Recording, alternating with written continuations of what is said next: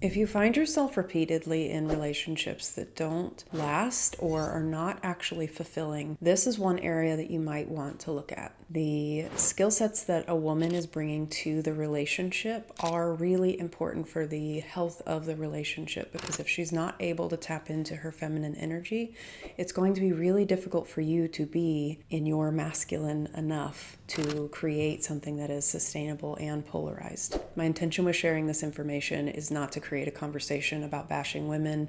I understand that there have been really painful experiences and I want to be mindful of that.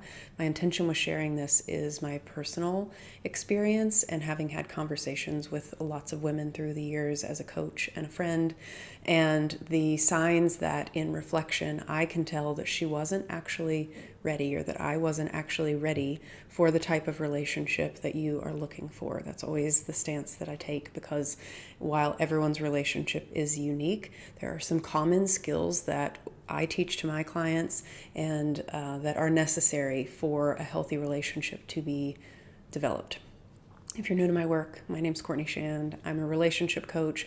I've spent the last 5 years working with women, and now I work mostly with men to help them embody the sense of confidence, clarity, and charisma that they need to approach dating with a calmness and a self-assurance to attract not only the right type of partner, but to create that spark of chemistry that they're looking for to sustain that sexual polarity in the dynamic. So let's dive into this today. There are 3 skills that I find in a woman's growth process come online that let you know that she is available for a healthy relationship dynamic. And for a lot of my clients, once they learn to start spotting these skills, they spend less time looking for them in women who are not obviously displaying them. The goal, again, is to not drag someone along or to force someone to be something that they're not, but to really identify and find people who are compatible with you. I find that that's a lot more helpful for both of you, but also a lot more productive in terms of what you're wanting to create and the ROI on your energy spent on this person. So there are 3 specific skills that start to be developed that let you know that she is maturing emotionally and is capable of creating a healthy long-term relationship. And they are her ability to receive, her ability to be with her emotions and really be in her body with that, and also her ability to ask for what she needs. I'm going to go into each of these more in depth, but those are the 3 skills that, as a woman is growing in her emotional maturity, these are the 3 skills that start to come online in a more pronounced way. And I chose these 3 not because those are the only 3, but these are 3 that you can spot in those first 3 dates that will let you know that this is someone who is worth continuing to get to know. I just did a deep dive for my clients that are already enrooted. If you want more on that, it was close to an hour long, so you can go check that out. But for this context, these are 3 skills that I noticed in myself and in my female friends starting to come online as they became more and more emotionally available for a healthy, committed relationship. The first one is her ability to receive. It's likely that there have been some wounds on her end that she gets to clean up. This is part of what keeps her heart closed and keeps her responding to gifts or effort in a way that feels probably cynical to be on the other side of, where you feel like you have to really prove yourself to her for her just to trust you. It's likely that there has been some wounding for her around her ability to receive, how safe it is, how much she's allowed to receive, at what point she taps into being a burden.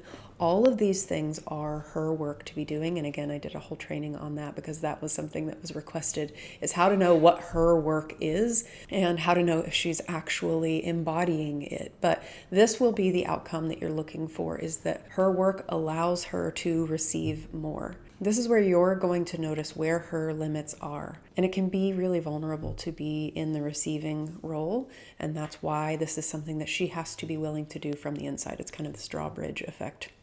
My friend Brie always talks about the drawbridge, that you can't actually let the drawbridge down. This is something that she has to do from the inside. And what you will be observing is her natural limits. What I would want for you to pay attention to is, in general, can she let life and love in? This is what is going to be the green flag for you in terms of moving forward in those first few dates, is how she talks about the people around her.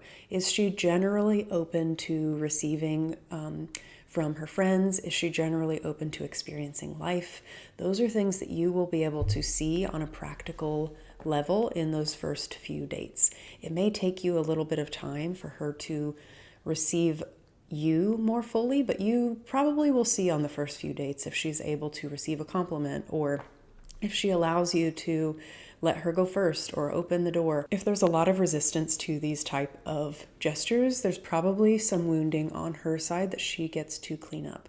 These aren't things that you get to force, but something, if you wanted to be generous in that moment, would be to remind her that you enjoy doing these things for her, or to thank her when she does receive it, to appreciate the fact that she let you do those things for her. And I know that sounds really small, or like it's going to require a lot of effort for you, but the reason that it's worth you trying that route is because it's going to give you feedback if this is something that's generally off limits for her, or if she may be looking for where your limit is in giving.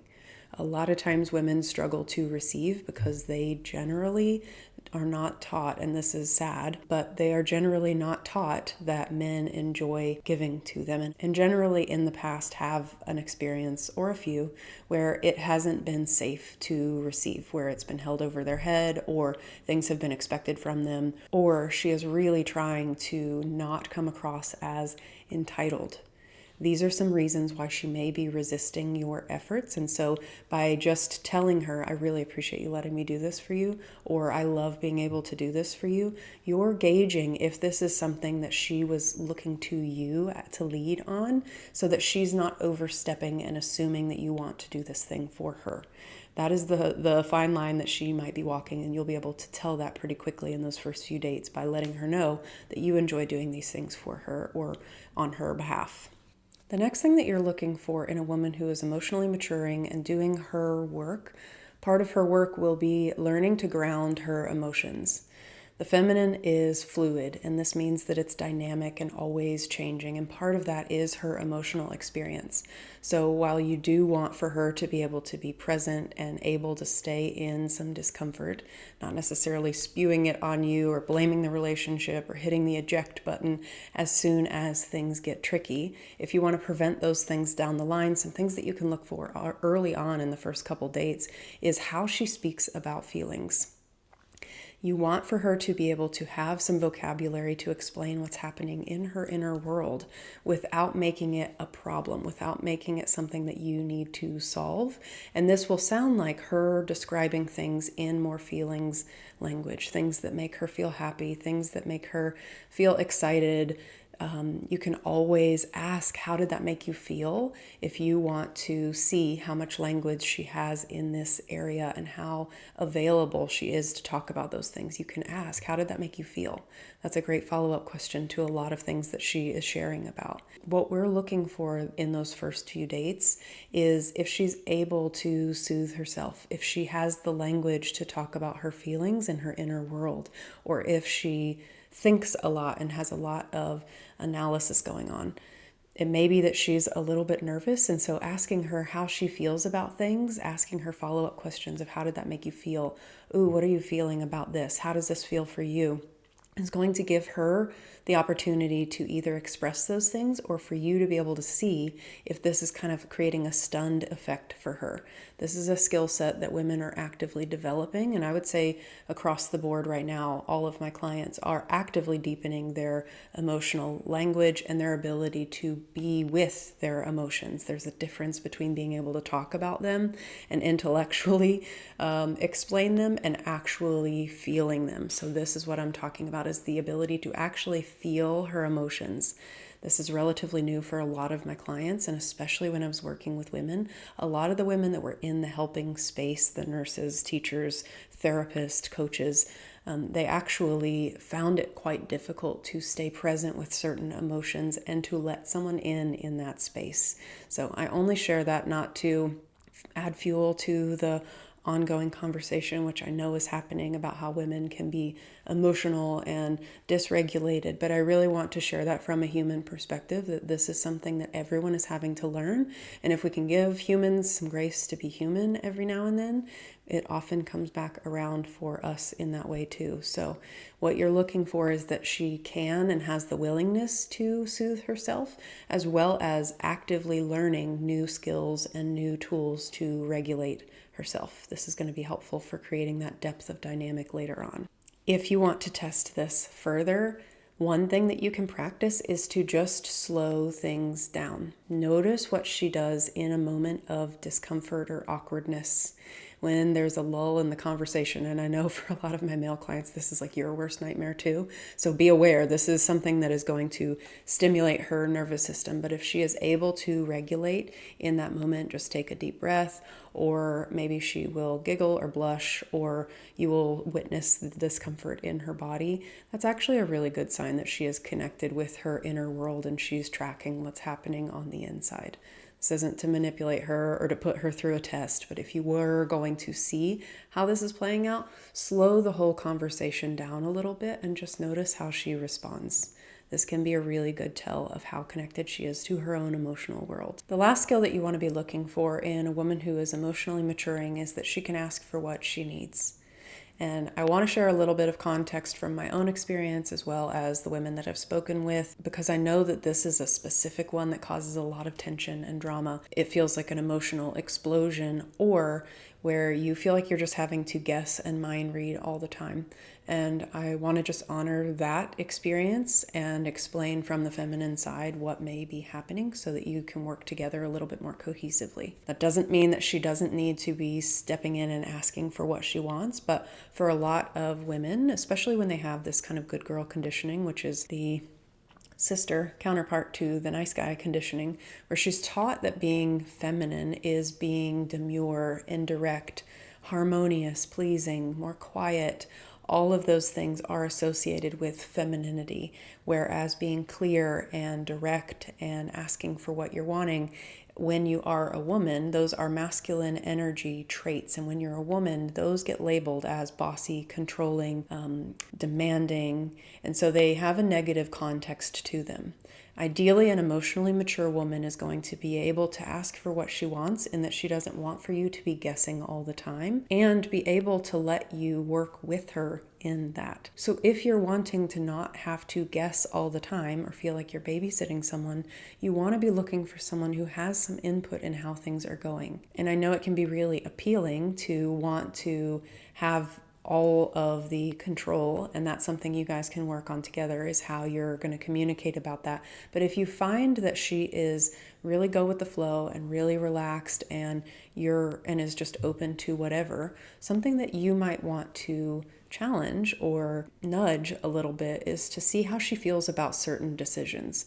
If she would like to go here or there, give her some menu options and see if she's willing to make a decision in that way.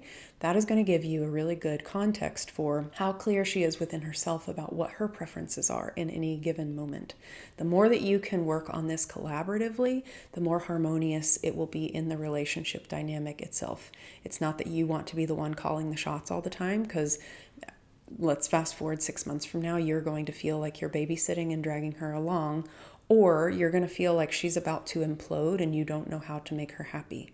So we want to start this off on the right foot, and knowing that she probably has some kind of like belief patterns active right now, that if she were to express what she really wants, that she would come across as controlling or somehow not feminine. The way that you want to circumvent that is to appreciate her when she does weigh in on things. And you can also, if you want to flip polarity back and feel like you're still in the masculine, you can say, I really appreciate you letting me know, and I can take it from here. Or, I want to know what makes you happy, and I like for you to be direct. Or to just say, I appreciate you telling me. I want to know what you need in order to feel more feminine around me.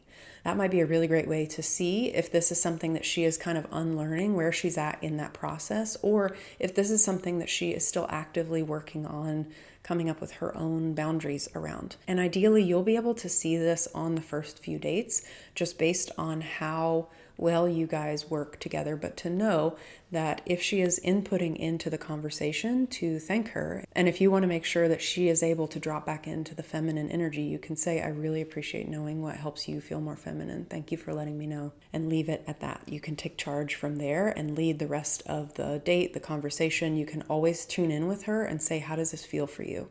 How does this feel for you? If you're wanting to make sure that she is in her feminine, but also that you are taking the lead. But I find it to be a really important skill to the longevity of the connection, that she is able to and willing to ask for what it is that she needs.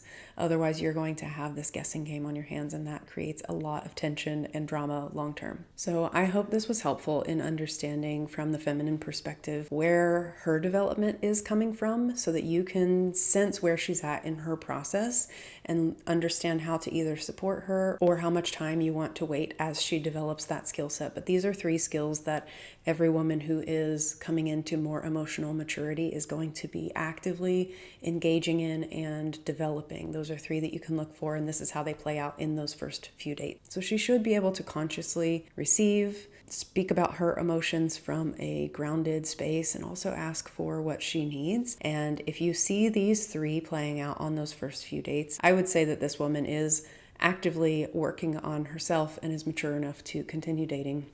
I hope this is helpful. If you want more specifics on how emotionally mature women think and speak so that you can really pinpoint that with some accuracy, check out the training within Rooted. Otherwise, I have space available for one-on-one support if you're wanting some feedback directly on how this might play out in your specific situation.